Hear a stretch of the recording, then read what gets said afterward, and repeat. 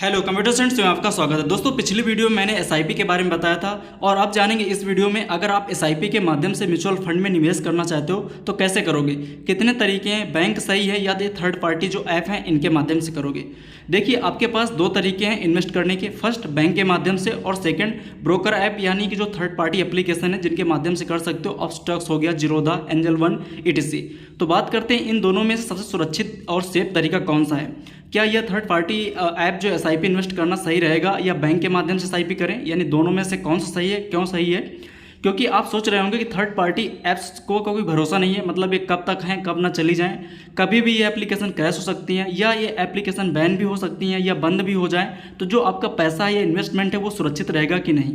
तो इस वीडियो में कंप्लीट जानकारी देने वाले हैं। देखिए एसआईपी म्यूचुअल फंड में होता क्या है। म्यूचुअल फंड का मतलब होता है आपसी निवेश, यानी जो हम लोग पैसा इकट्ठा करते हैं, ठीक है, यानी कि हम लोग जो मिल करके 100 या 500 रुपये मिलाकर हर महीने एसआईपी के माध्यम से किसी एक व्यक्ति या कंपनी के मैनेजर के हाथों में पैसा देते हैं और ये इकट्ठा पैसा ही फंड है। और वह मैनेजर अपनी नॉलेज और अपने एक्सपीरियंस के हिसाब से इकट्ठा हुए इस फंड को शेयर मार्केट में यानी एएमसी एक कंपनी होती है जैसे कि एसेट मैनेजमेंट कंपनी के माध्यम से निवेश करता है। और जितना प्रॉफिट होता है यानी कि जो उसका प्रॉफिट होगा जब शेयर मार्केट में जब इन्वेस्टमेंट होता है तो उसका जो भी प्रॉफिट होता है उसका सबको बराबर बराबर भागों में बांट देता है, यानी जिससे उसने पैसा लिया होता है, यानी जो भी निवेश कर रहा होता है उसको बांट देता है।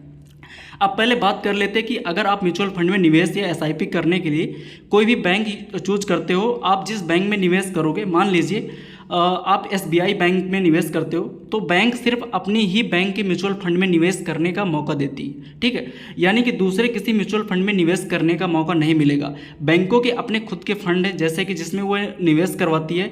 यहाँ पर अगर आप बीओआई, एसबीआई या एचडीएफसी बैंक में निवेश करना चाहते हो तो सबसे पहले आपको उसी बैंक में अकाउंट खुलवाना होगा। तो इस तरह आपको फिजिकल बहुत सारी एक्टिविटी करनी पड़ेगी और इन्वॉल्व होना पड़ेगा और बहुत सारे अकाउंट मैनेज करना पड़ेगा।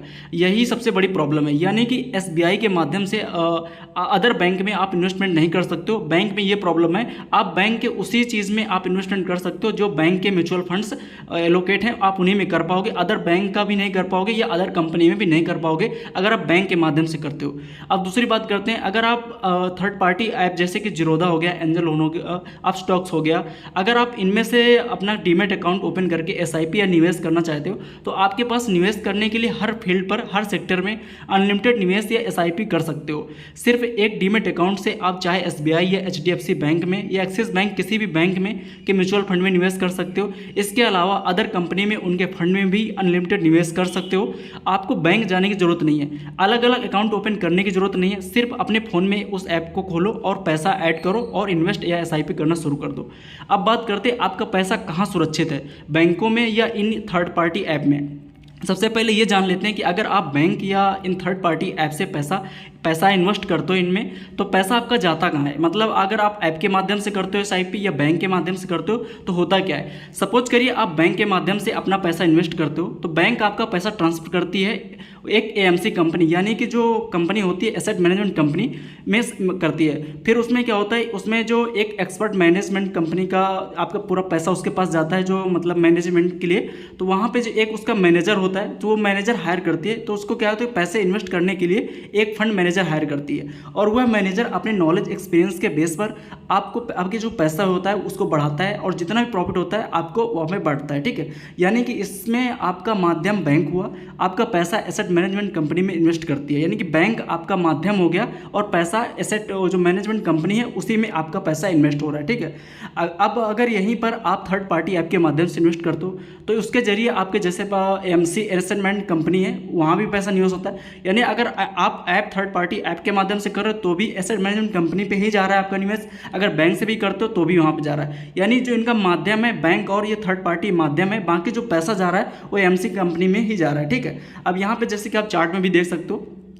अब नीचे आपको बताते हैं यानी कि आपका पैसा जाता एक ही जगह, चाहे आप बैंक में करो या थर्ड पार्टी ऐप से करो। अब बात करते हैं सेफ्टी इशू का। अगर मान लो जैसे कि किस में ज़्यादा सेफ्टी इशू है, अगर मान लेते हैं यहाँ पे थर्ड पार्टी ऐप जो जीरोधा, अपस्टॉक्स, एंजल वन किसी कारण बस क्रैश हो जाए, इंडिया से बैन हो जाए या ऐप बंद हो जाए तो आप क्या करोगे, आपकी जो गाढ़ी कमाई है वो सेफ रहेगी कि नहीं। देखिए जो ऐप है वह सिर्फ एक माध्यम है आपके एएमसी कंपनी के बीच में, यानी कि जो एसेट मैनेजमेंट कंपनी उसके माध्यम ये एप्लीकेशन केवल एक माध्यम है। आपका सारा पैसा कंपनी के पास पास है, यानी कि जिस कंपनी के आप फंड शेयर खरीदते हो उसके पास पूरा डेटा होता है। कंपनी के म्यूचुअल फंड में आपने इन्वेस्ट किया है, पूरी डिटेल सारा रिकॉर्ड आपका उसके पास रहता है। अब अगर यह मीडिएटर बीच वाला ऐप बंद हो जाता है या इंडिया में बैन हो जाता है तो कोई प्रॉब्लम नहीं होगी, आपका सारा पैसा सेफ होता है। उस कंपनी के पास आप डायरेक्ट अपनी लॉगिन डिटेल्स से माध्यम से कंपनी में डायरेक्ट कांटेक्ट कर सकते हो, यानी कि आपका सारा पैसा, सारी कॉन्टैक्ट डिटेल सेफ है एंड सुरक्षित है उसी कंपनी के पास जिसमें आपने निवेश किया है। यानी कि ऐप के बंद होने से कोई प्रॉब्लम नहीं होती, आपका जो भी पैसा है वो सब सिक्योर रहता है।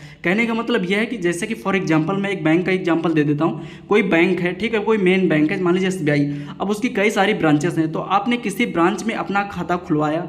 अब और 2-3 साल बाद वो क्या होता है कि अगर मान लीजिए वो ब्रांच बंद हो जाए, तो आप किसी कारण से बंद हो गई, तो आपका पैसा थोड़ी ना डूबेगा, वह पैसा आपको उसकी मेन ब्रांच देगी, यानी कि जो उसकी हेड ब्रांच है वो देगी। अगर उसकी शाखा बंद हो जाती तो आपका पैसा नहीं डूबेगा, यानी कि बैंक में आपका पैसा रहेगा, ब्रांच बंद हो जाने से आपका पैसा नहीं डूबेगा। इसी तरह से अगर एप्लीकेशन चली जाती है, क्रैश हो जाती है, तो आपका जो पैसा होता है वो सब जो कंपनी जिस शेयर खरीदते हो उसके पास आपका पूरा डेटा होता है। आप AMC कंपनी में जैसे उनके माध्यम से किया जाता है, तो आपका पूरा डेटा, आपका जो शेयर होता है उसमें सुरक्षित रहता है। आप कॉन्टैक्ट करके लॉगिन कर सकते हो, या आप अगर कोई ऐप बंद हो जाता है तो उस ऐप का डेटा आप दूसरी ऐप में भी लॉगिन कर सकते हो। ये अभी फैसिलिटीज यहाँ पे अवेलेबल है कि आप जैसे आप स्टॉक्स में है तो उसको आप ग्रो में ले आ सकते हो, या ग्रो से एंजल वन ये भी कर सकते हो। तो इसमें कोई इशूज नहीं है या कोई खतरा नहीं है कि आपका अगर ऐप क्रैश हो जाता है तो आपका पैसा डूबेगा, ठीक है। यानी कि आप ये समझ गए होंगे कि अगर आपके पास टाइम बहुत है, आप हर बैंकों में बार बार जा सकते हो, बहुत सारे अकाउंट खुलवा सकते हो, तो पेपर वर्क कर सकते हो, तो बैंक के माध्यम से SIP या इन्वेस्टमेंट के बैंक में कर सकते हो, ठीक है। अगर थोड़ा सा लेथार्जिक बहुत प्रोसेस है, लेकिन बैंक से करोगे तो केवल बैंक के ही जो म्यूचुअल फंड्स उन्हीं में कर पाओगे। बट अगर आप एप्लीकेशन से करते हो तो आप बहुत सारे जगहों पे, बहुत सारे लिमिटेड कंपनियों पे भी कर सकते हो जो अच्छी ग्रो कर रहे हैं, उन पे शेयर खरीद सकते हो।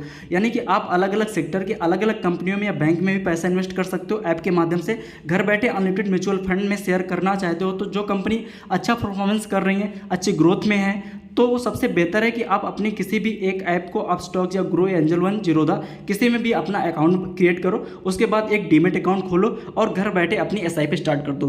तो एप्लीकेशन, जैसे कुछ लोगों को डाउट होता है कि बैंक में करें या उससे, बैंक से अगर पर्टिकुलर आपको बैंक के ही म्यूचुअल फंड में पैसा इन्वेस्ट करना है, जैसे HDFC का आपको लेना है, तो आप बैंक में खुलवा लीजिए खाता और उसका वहाँ पर आप ले लीजिए शेयर म्यूचुअल फंड से। अगर आप अदर जगह पर करना चाहते हो, कंपनियों में भी करना चाहते हो, शेयर मार्केट में करना चाहते हो, अगर ट्रेडिंग भी करना चाहते हो, तो आप इनमें से कोई भी एप्लीकेशन का यूज कर सकते हो। आपका डेटा सुरक्षित रहता है और आपका पैसा भी सुरक्षित रहता है। एप्लीकेशन के या क्रैश या बंद होने जैसे भी आप लॉगिन कर सकते हो, डायरेक्ट यानी कांटेक्ट कर सकते हो AMC कंपनी से, और डायरेक्ट अपना जो शेयर खरीदो उसका पूरा आपका सुरक्षित रहता है। तो आप यहाँ पे समझ गए होंगे किस तरह से यानी बैंक अच्छा है या एप्लीकेशन, तो आपको मैंने यहाँ पे समझा दिया है। अब नेक्स्ट वीडियो में हम पूरा अकाउंट ओपनिंग करके किस तरह से हम जिस ऐप का यूज करेंगे आप भी कर सकते हो, बाकी अपनी नॉलेज भी गेन कर सकते हो। फिर हम यहाँ पे आगे नेक्स्ट वीडियो अपलोड करेंगे। थैंक्स फॉर वॉचिंग एंड धन्यवाद।